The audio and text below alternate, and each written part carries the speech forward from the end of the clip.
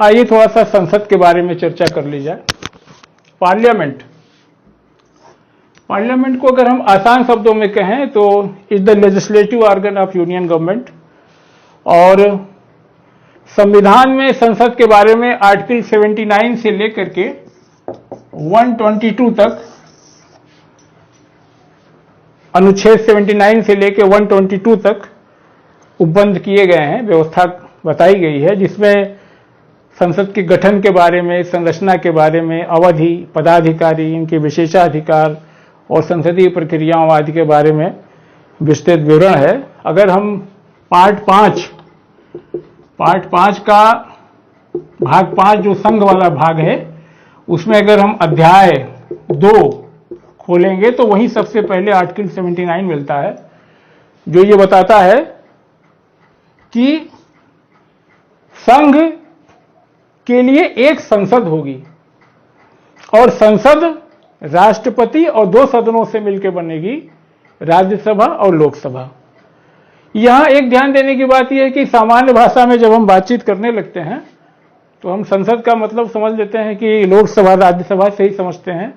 राष्ट्रपति प्रायः लोग नजरअंदाज कर देते हैं, क्योंकि जब हम चर्चा करने लगते हैं कि बिल संसद से पास होकर राष्ट्रपति के पास गया, तो संसद शब्द जो है संविधान में जो डिफाइंड है, जो पार्लियामेंट अंडर आर्टिकल 79, उसमें राष्ट्रपति शामिल है, राष्ट्रपति प्लस राज्यसभा और प्लस लोकसभा। ठीक, तो यहां ध्यान देने की बात है, अगर कभी आता है कि पार्लियामेंट, तो पार्लियामेंट का मतलब राष्ट्रपति इंक्लूडेड है उसमें। यद्यपि राष्ट्रपति किसी भी हाउसेस में बैठता नहीं, उसकी प्रोसीडिंग्स में भाग नहीं लेता, लेकिन हाँ, ये विशेषाधिकार है राष्ट्रपति को कि वो संसद का सत्र आहूत करता है, सत्रावसान करता है और लोकसभा का विघटन करता है। और अगर सदन सत्र में नहीं चल रहा है, तो अगर ऐसी स्थिति है जो कि अर्जेंट है, अनअवॉइडेबल है, तो वो ऑर्डिनेंस भी जारी करता है, अध्यादेश भी जारी करता है। ठीक, तो राष्ट्रपति कोई भी,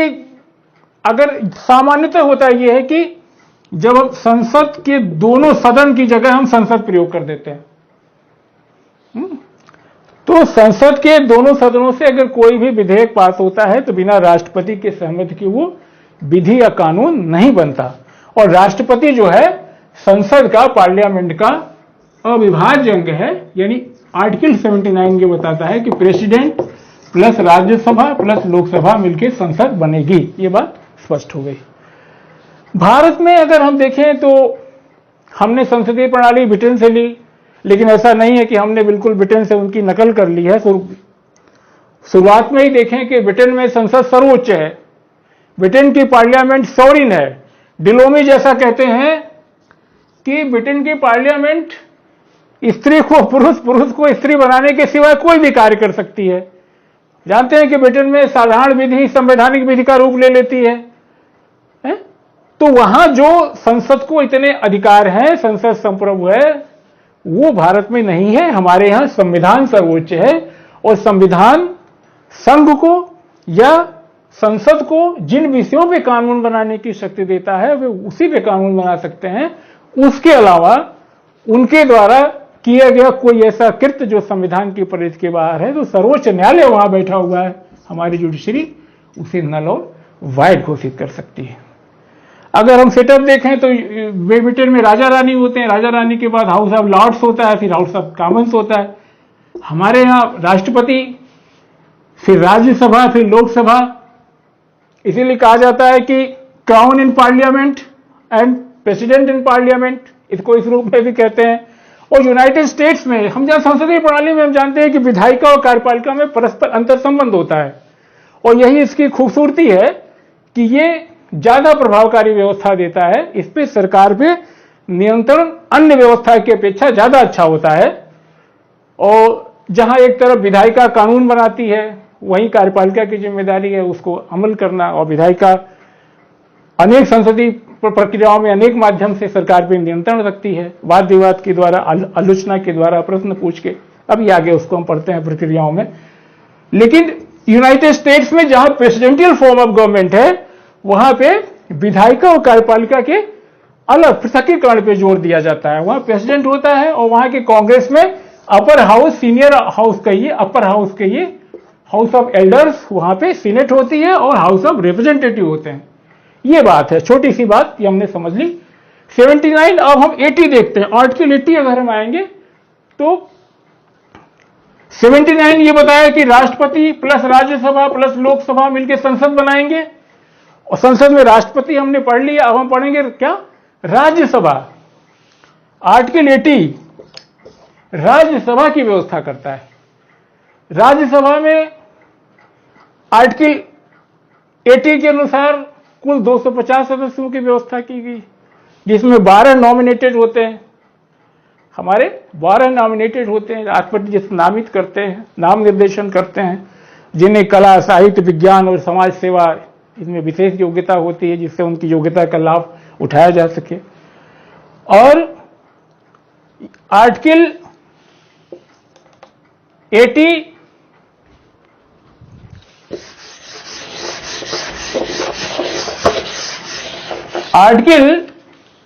80 में कुल 250 राज्यसभा सदस्यों की व्यवस्था है। और यह भी हम जान लें कि 1954 तक जो है राज्यसभा को और लोकसभा को, इसे जो है जनता का सदन कहा जाता था और इसे राज्य परिषद कहा जाता था। राज्यसभा को राज्य परिषद कहा जाता था और इसे जो है जनता का सदन कहा जाता था। 1954 से इसे राज्यसभा और लोकसभा कहा जाने लगा। तो ये कुल आर्टिकल 80 हमारा जो है संविधान का, वो राज्यसभा में मैक्सिमम 250 सदस्यों की व्यवस्था करता है, जिसमें 12 नामित होंगे।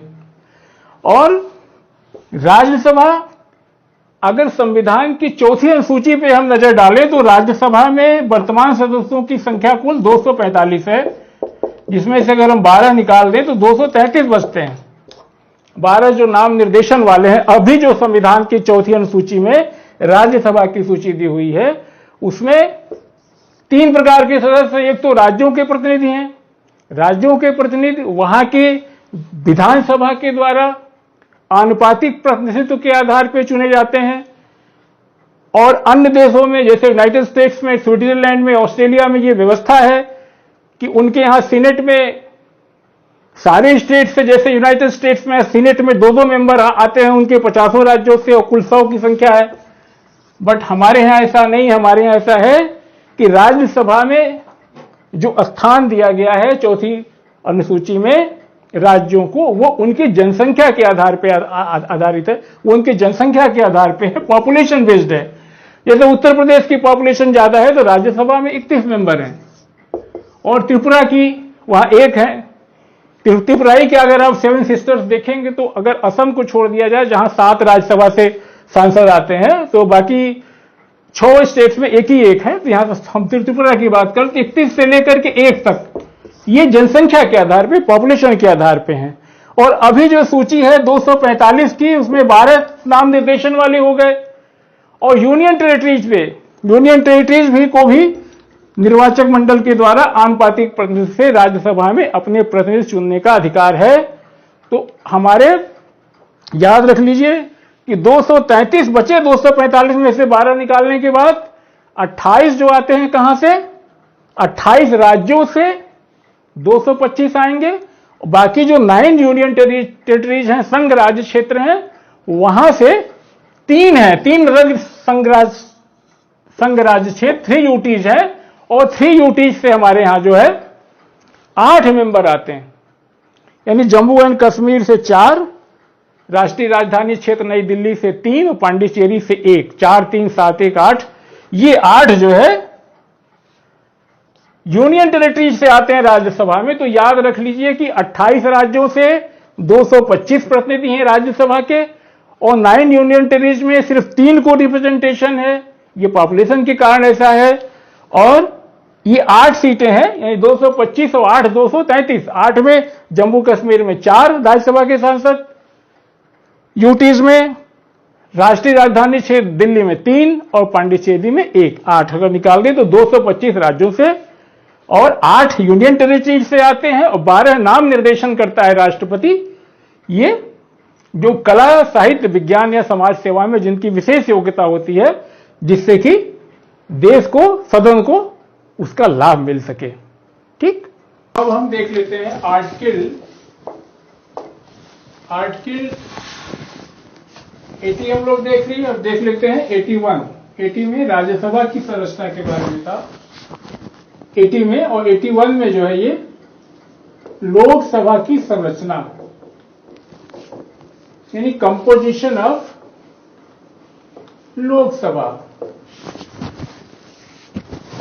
ये अनुच्छेद 81 ये व्यवस्था करता है कि लोकसभा के अधिकतम सदस्यों की संख्या 552 होगी, जिसमें 550 राज्यों और संघ राज्य क्षेत्रों से, स्टेट और यूनियन टेरिटरीज से, और बाकी 2 अगर राष्ट्रपति को ऐसा लगता है कि एंग्लो इंडियन का एडवोकेट रिप्रेजेंटेशन पर्याप्त प्रतिनिधित्व नहीं है तो वो 2 एंग्लो इंडियन को नॉमिनेट कर सकता है। ये मैक्सिमम स्ट्रेंथ है। लेकिन अगर हम शेड्यूल 4 उठा के देखेंगे तो शेड्यूल 4 में जो सूची है वो 543 की है, +2 545 ये 2 एंग्लो इंडियन, 543। ठीक, और राज्यों, स्टेट्स, यूनियन टेरिटरीज और 2 Anglo Indian, if they are not adequately represented, अगर राष्ट्रपति को ऐसा लगता है तो ये कंपोजिशन है। और राज्यों को जो सीटें आवंटित हैं, एक बात जानने की है कि लोकसभा में जो है 98 या कहिए कि member of parliament in Lok Sabha, इनका निर्वाचन प्रादेशिक निर्वाचन क्षेत्र के आधार पर होता है, टेरिटोरियल कॉन्स्टिट्यूएंसी के आधार पर होता है। ये एक निश्चित भूभाग का प्रतिनिधित्व करते हैं और ये ध्यान रखा जाता है जब परिसीमन होता है, परिसीमन करते समय, कि जो ये निर्वाचन क्षेत्रों की जो परिसीमन, जो टेरिटोरियल कॉन्स्टिट्यूएंसी की पॉपुलेशन है और जो नंबर ऑफ अलॉटेड सीट्स है, उनका जो रेशियो है वो सारे स्टेट्स में एक सा हो, और विद इन स्टेट सारे जो है हमारी जो टेरिटोरियल कॉन्स्टिट्यूएंसीज हैं, जो प्रादेशिक निर्वाचन क्षेत्र हैं, उनका जो अनुपात है एक राज्य के अंतर्गत वो, और विभिन्न राज्यों को जो अनुपात है उनमें यथासंभव समानता हो। इस आधार पे कॉन्स्टिट्यूएंसी, टेरिटोरियल कॉन्स्टिट्यूएंसी बनाई जाती हैं, उसका रिप्रेजेंटेशन करते हैं ये। तो 540 आज की तारीख में कुल 543 है। 543 में से यूटीज का जहां तक सवाल है, यूटीज के लिए संविधान में यह प्रावधान किया गया था कि संसद जो है यूटीज से जो है लोकसभा में कौन चुन के जाएंगे, कौन रिप्रेजेंटेशन करेंगे, इसकी व्यवस्था करेगी। तो संसद ने UTs direct elections of the house of people act 1965 बनाया। और आज यूटीज के रिप्रेजेंटेशन की बात अगर आप देखें तो नेशनल कैपिटल रीजन, राष्ट्रीय राजधानी क्षेत्र दिल्ली में मैक्सिमम 7 लोकसभा के सदस्य हैं, यानी 7 प्रादेशिक निर्वाचन क्षेत्र आवंटित हैं। 7 एमपी लोकसभा के चुन के जाते हैं दिल्ली से। दूसरे नंबर पे आपका जम्मू कश्मीर है, जहां से 5 जाते हैं, 7 5 12 हो गए। कुल आपकी 9 यूनियन टेरिटरीज है, तो बटी 7 और, यानी 19 जो है लोकसभा के सांसद चुन करके यूनियन टेरिटरीज से लोकसभा में जाते हैं। और बाकी कितने बचे? 543 - 19 बचे बाकी 524। ये 524 जो है राज्यों के प्रतिनिधि हैं जो लोकसभा में जाते हैं। ठीक, एक और महत्वपूर्ण चीज आप जान लें इसमें कि ये प्रश्न परीक्षाओं में बार बार पूछे जाते हैं कि मैक्सिमम नंबर ऑफ सीट्स के बारे में। तो अगर आप डिसेंडिंग ऑर्डर में आएंगे तो अगर आप लोकसभा की बात करें और राज्यसभा की बात करें, हम इस पे प्रश्न बार बार आते हैं, लोकसभा राज्यसभा में, यानी लोकसभा में सबसे अधिक सीटें किस राज्यों में? तो 80 है आपके उत्तर प्रदेश में, दूसरे नंबर पे महाराष्ट्र है, तीसरे नंबर पे आपका वेस्ट बंगाल है, चौथे पे बिहार है, पांचवें पे तमिलनाडु। यानी सबसे अधिक सीटें उत्तर प्रदेश से हैं, 80 हैं लोकसभा में। दूसरे नंबर पे हमारा महाराष्ट्र है, 48 है। तीसरे नंबर पे वेस्ट बंगाल है, 42 है। चौथे पे बिहार है और पांचवें पे तमिलनाडु है। ये ध्यान दीजिएगा, ये generally ascending order descending order में करने को आता है। और राज्यसभा की इसी तरीके से सबसे अधिक सीटें बताया कि उत्तर प्रदेश में 31, दूसरे नंबर पे हमारा महाराष्ट्र ही है 19, तीसरे पे तमिलनाडु है, ध्यान रखिएगा तमिलनाडु में 18 है। चौथे पे 16 है, 16 बिहार में भी है, बंगाल में भी है। तो ये सूची एक बार देख लीजिएगा। ये हो गई 81 की बात। ठीक, 82 क्या कहता है? आर्टिकल 82 हम देखें। आर्टिकल 2 बताता है, ये जिस जनसंख्या की बात हो रही थी, अभी हम बात कर रहे थे ना जनसंख्या की, कि निर्वाचक क्षेत्र की जनसंख्या आवंटित स्थानों की संख्या में का जो अनुपात होगा वो प्रत्येक राज्य में और राज्य के भीतर टेरिटोरियल कॉन्स्टिट्यूएंसीज में यथासंभव एक सा होगा। ठीक, और जनसंख्या की जहां तक बात हो रही तो 82 इस बात की व्यवस्था करता है कि प्रत्येक जनगणना के बाद फिर से जब नए आंकड़े आ जाएंगे तो इन टेरिटोरियल कॉन्स्टिट्यूशन का भी एडजस्टमेंट किया जाएगा, उन्हें समायोजन किया जाएगा। 52 में, 62 में, 72 में इस तरीके का समायोजन किया गया, बाद में 2002 में। और 42वें संविधान संशोधन द्वारा 1976 में ये व्यवस्था बना दी गई कि जो है कि 2000 तक जो है, सन 2000 तक दोनों का मतलब कि किस राज्य के लिए लोकसभा में कितनी सीटें आवंटित हैं, नंबर 1। दूसरा ये कि प्रत्येक राज्य के भीतर कितने टेरिटोरियल कॉन्स्टिट्यूएंसीज आवंटित हैं, ये दोनों का डिलिमिटेशन होता है। ये 42वें संविधान संशोधन द्वारा ये 2000 तक इसको स्थिर कर दिया गया। बाद में फिर 84वें संविधान संशोधन द्वारा इसको बढ़ा करके कहा गया कि 2026 तक जो है इसमें कोई बदलाव नहीं किया जाएगा। और बाद में 27वें संविधान संशोधन द्वारा ये कहा गया कि जो प्रादेशिक निर्वाचन क्षेत्रों का फिर से रीएडजस्टमेंट किया जाए, और 2003 में किया गया। लेकिन हाँ, लोकसभा में जो राज्यों का स्थान है उसमें परिवर्तन किए बिना सिर्फ प्रादेशिक निर्वाचन क्षेत्र जो हमारी टेरिटोरियल कॉन्स्टिट्यूएंसीज थी उनमें जो है रीएडजस्टमेंट किया गया। और ये फिर 87वें संविधान संशोधन द्वारा कहा गया कि जैसा 84वें में कहा गया था कि 1991 की जनगणना आधार होगी, लेकिन 87वें संविधान संशोधन द्वारा 2001 की जनगणना के आधार पे ये परिसीमन आयोग बनाया गया और इसका स्टेट के भीतर जो हमारी टेरिटोरियल कॉन्स्टिट्यूएंसीज है, प्रादेशिक निर्वाचन क्षेत्र है, उनका डिलिमिटेशन किया गया। लेकिन जो लोकसभा में राज्यों का स्थान है उसमें कोई छेड़छाड़ नहीं की गई। ये जनसंख्या के आधार पर इसका रीएडजस्टमेंट होता है। और हम जानते हैं कि लोकसभा का जो चुनाव होता है वो सारे मतदाता जो 18 साल से ऊपर के हैं, 61वें संविधान संशोधन द्वारा 1988 में तरमीम कर दिया गया, 21 साल से घटा के 18 साल से कर दिया गया। 18 साल का युवा देश के मुस्तकबिल का फैसला कर सकता है, मतदाता होता है। यानी देश के सारे वो वोटर जो निर्धारित तिथि 1 जनवरी को मान लिया जाता है, तो निर्धारित तिथि कहिए को 18 वर्ष के आयु पूरी कर चुके होते हैं, उन्हें वोट देने का अधिकार है। वो सारे मतदाता मिलकर के लोकसभा का चुनाव करते हैं जो जिस भूभाग के जो जिस प्रादेशिक निर्वाचन क्षेत्र में है। और ये हम जानते हैं कि लोकसभा में जो है proportional representation by means of single transferable vote जो कि प्रेसिडेंट, वाइस प्रेसिडेंट, राज्यसभा और लेजिस्लेटिव काउंसिल में यूज होता है, वो यहां नहीं होता। यहाँ first pass the post system है। हम देखते हैं आर्टिकल 83 के बारे में। आर्टिकल 83 जो है ड्यूरेशन ऑफ हाउसेस के बारे में बताता है, यानी लोकसभा और राज्यसभा का कार्यकाल कितना होगा, ये 83 गवर्न करता है। 83 के अनुसार राज्यसभा की स्थापना आप जानते हैं 1952 में हुई। और राज्यसभा एक अस्थायी सदन है, परमानेंट हाउस है, ये बना रहता है, लोकसभा की तरह इसका विघटन नहीं होता। और राज्यसभा के 1/3 सदस्य प्रत्येक 2 वर्ष पे रिटायर हो जाते हैं।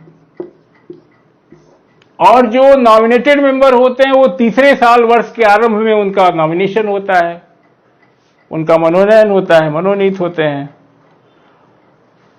और इनकी जगह नए राज्यसभा के प्रतिनिधि विधानसभा के द्वारा चुन करके आते हैं। हम जानते हैं कि विधानसभा में आनुपातिक प्रतिनिधित्व के आधार पर इनका निर्वाचन होता है और जिसका व्यवहारिक परिणाम यह है कि सारे दलों को उसमें भागीदारी हो जाती है। तो राज्यसभा में प्रत्येक 2 वर्ष पे 1/3 सदस्य सेवानिवृत्त हो जाते हैं और फिर नए सदस्य उनकी जगह आते हैं और कोई भी व्यक्ति कितनी भी बार सदस्य बन सकता है, कितनी बार भी मनोनीत हो सकता है, नॉमिनेट हो सकता है। संविधान उस पर कोई रिस्ट्रिक्शन नहीं लगाता। और एक बात और हम जान लें कि संविधान में राज्यसभा के कार्यकाल के विषय में कुछ न कह करके यह शक्ति संसद को प्रदान कर दी गई थी कि संसद जितना चाहे उतना कार्यकाल निर्धारित कर ले। तो संसद ने राज्यसभा के सदस्यों का जो कार्यकाल है, member of the parliament in Rajya Sabha, 6 वर्ष निर्धारित किया है। यानी प्रत्येक 6 वर्ष एक सदस्य बना रहता है। और यहां अगर आप शुरू में अगर आप इसको पढ़ेंगे तो आपको भ्रम होगा कि एक सदस्य 6 वर्ष तक बना रहता है, फिर जो है 1/3 सदस्य हर दूसरे साल सेवानिवृत्त कैसे हो जा रहे हैं। इसकी गणित यह है कि पीपल रिप्रेजेंटेशन एक्ट 1951, लोक प्रतिनिधित्व अधिनियम 1951 के अंतर्गत राष्ट्रपति को यह शक्ति दी गई थी कि जो राज्यसभा के पहले बैच के सांसद हैं उनकी जो पदावधि है, उनका जो पीरियड है, उनकी जो पदावधि है, उसको वो कम कर सकता है। और किसको कम किया जाएगा, इसका निर्णय लॉटरी के आधार पर किया जाएगा। ऐसा ही किया गया था। यानी संविधान ने राष्ट्रपति को इस बात की शक्ति दी है कि वो राज्यसभा के सदस्यों के पदावधि का निर्धारण कर सकता है। और आप जान लीजिए कि पहले बैच में जो राज्यसभा के मेंबर आए थे उनमें से लॉटरी के द्वारा कुछ लोगों को पहले सेवानिवृत्त किया था। तो तभी तो ये गणित बैठेगी ना कि प्रत्येक 2 वर्ष पे 1/3 रिटायर हो रहे हैं और 6 साल राज्यसभा के मेंबर का कार्यकाल भी है। तो ये रही राज्यसभा की बात। और लोकसभा के कार्यकाल का जहां तक प्रश्न है, हम सब जानते हैं कि 5 वर्ष आम चुनाव होने के बाद जिस दिन फर्स्ट सिटिंग होती है उस दिन से लेकर के 5 वर्ष तक जो है लोकसभा का कार्यकाल रहता है। 5 वर्ष पूरा होने पे लोकसभा का टर्म खुद ही समाप्त हो जाता है। लेकिन अगर काउंसिल ऑफ मिनिस्टर एडवाइस करे बीच में किसी भी समय आप जानते हैं भंग की जा सकती है, उसको किसी न्यायालय में चुनौती नहीं दी जा सकती, ये बात है। और आपातकाल की स्थिति में आप जानते हैं आपातकाल कौन सा आपातकाल, नेशनल इमरजेंसी, राष्ट्रीय आपातकाल। अगर नेशनल इमरजेंसी लगी है तो राष्ट्रीय आपातकाल में लोकसभा की अवधि कहिए 1 वर्ष के लिए 1 बार में बढ़ाई जा सकती है और आपातकाल के समाप्ति के 6 महीने बाद संसद का गठन करना होता है। यह अवधि नहीं बढ़ाई जा सकती। यानी एक बार अगर नेशनल इमरजेंसी है तो 1 टाइम आप 1 ईयर बढ़ा सकते हैं, फिर 1 ईयर बढ़ा सकते हैं। लेकिन जब राष्ट्रीय आपातकाल खत्म होता है तो उसके 6 महीने के बाद ये बढ़ाई नहीं जा सकती। यानी उसके 6 महीने के अंदर चुनाव करा के गठन कर लेना होता है। तो ये बातें हैं लोकसभा के कार्यकाल के विषय में हो गई, ये राज्यसभा के बारे में हो गई, आपातकालीन शक्तियां हो गई, आप जान गए हो गया कितनी बार भी चुन सकते हैं और चुनाव की प्रक्रिया पहले। अब 84 पढ़ लेते हैं थोड़ा सा। 84 संसद सदस्यों की अर्हता की बात करता है कि कौन मेंबर ऑफ पार्लियामेंट बनेगा। तो इसके लिए पहला ये है कि must be citizen of India, Bharat का नागरिक होना चाहिए। दूसरी चीज ये है कि वो निर्वाचन आयोग के किसी प्रतिनिधि के सम्मुख इस बात की शपथ लेगा कि वो भारत के संविधान में सच्ची श्रद्धा और निष्ठा रखता है, वह देश की संप्रभुता और अखंडता को अक्षुण्ण रखेगा।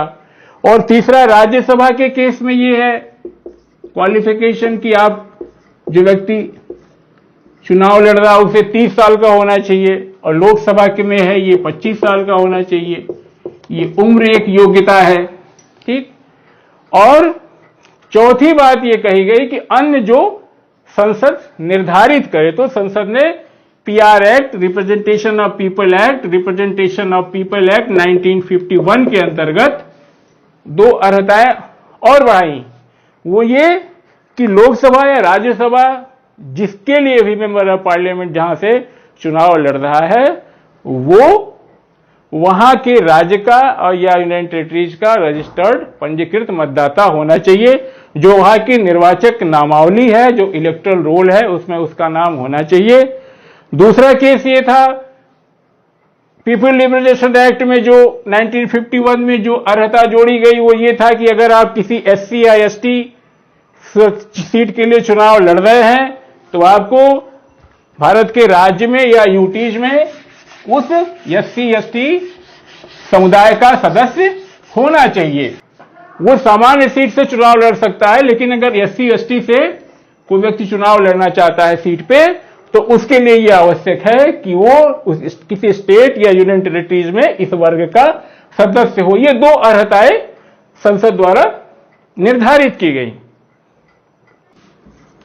देख लें कि कुल 543 लोकसभा की सीटों में से जनसंख्या के आधार पे एससी और एसटी के लिए 84 सीटें रिजर्व हैं और एसटी के लिए 47 सीटें रिजर्व हैं।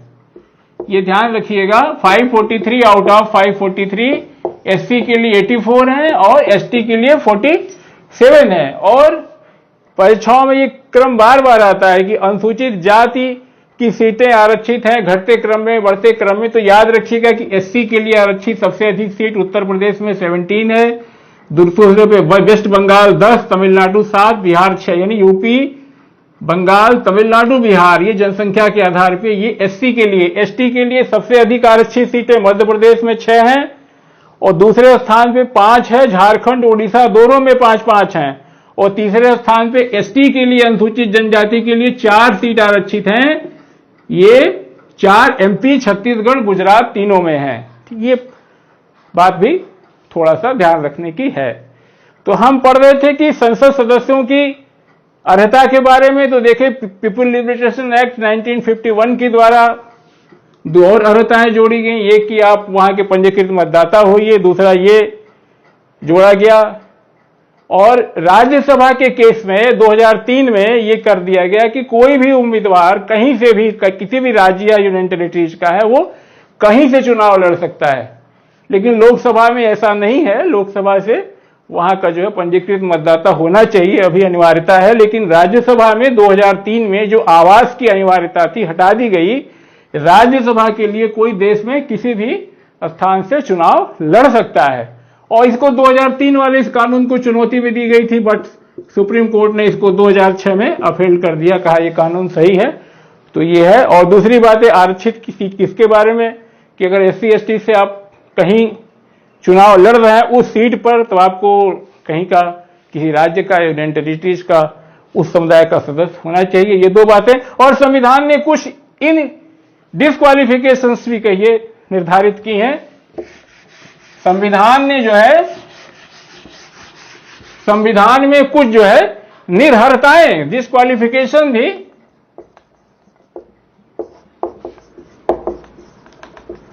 संविधान में जो है कुछ डिस्क्वालिफिकेशंस भी निर्धारित किए। संविधान के अनुसार आप एमपी नहीं बन सकते अगर आप जो है किसी सरकार में, केंद्र सरकार में, राज्य सरकार में किसी ऑफिस ऑफ प्रॉफिट पे हैं, लाभ के पद पे हैं। यहां ये जान लें कि लाभ का पद अगर संसद द्वारा तय किया गया कोई ऐसा पद है या मंत्री का पद है तो उसे लाभ का पद यह नहीं माना जाता, अपवाद है।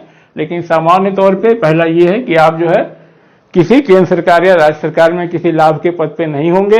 दूसरा ये व्यवस्था है कि अगर आप निरहर होंगे, अगर आप विकृत चित्त हैं, विकृत चित्त, अनसाउंड माइंडेड हैं, या आप अनडिस्चार्ज इंसॉल्वेंट हैं, दिवालिया हैं, तो आप चुनाव के लिए डिस्क्वालीफाई हैं। आप भारत के नागरिक नहीं हैं, आप डिस्क्वालीफाई हैं। आपने वॉलंटरीली अपने कंट्रीज की सिटीजनशिप गिव अप कर दी है, छोड़ दी है, तो भी आप डिस्क्वालीफाई हैं। और अगर आपने किसी देश की नागरिकता स्वेच्छा से नहीं मिली या किसी विदेशी राज्य के साथ आपकी निष्ठा है तो भी आप डिस्क्वालीफाई हैं। तो ये व्यवस्थाएं की गई हैं और संसद द्वारा विधि बनाई गई है की कुछ और बातें बताई गई, कुछ एडिशनल क्वालिफिकेशंस बताई गई, जिसके आधार पे डिस्क्वालिफिकेशन होगी। पीपल रिप्रेजेंटेशन एक्ट 1951 में इस बात का जिक्र है। लोक प्रतिनिधित्व अधिनियम 1951 में वो इस बात की व्यवस्था करता है कि अगर कोई व्यक्ति चुनाव अपराध या चुनाव भ्रष्टाचार में संलिप्तता का दोषी पाया गया है तो वो भी अनर्ह होगा, वो भी उसकी निर्भरता है। अगर कोई व्यक्ति किसी अपराध में 2 साल या उससे अधिक की सजा उसे मिली है तो भी वो इसके लिए क्वालिफाई नहीं करेगा। हां, अगर उसका detention preventive detention act PDA के अंतर्गत है तब ये डिस्क्वालिफिकेशन उस पर लागू नहीं होगी। तीसरा ये है कि अगर आप चुनाव में निर्धारित समय के अंतर्गत अपना चुनाव खर्च का ब्यौरा देने में असफल हुए हैं तो ये भी एक डिस्क्वालिफिकेशन है, ये भी आपकी एक अनर्हता है। और अगर आप किसी गवर्नमेंट कॉन्ट्रैक्ट में या फिर किसी काम में, किसी सेवा में आपका इंटरेस्ट है तो भी ये आपकी निर्भरता है।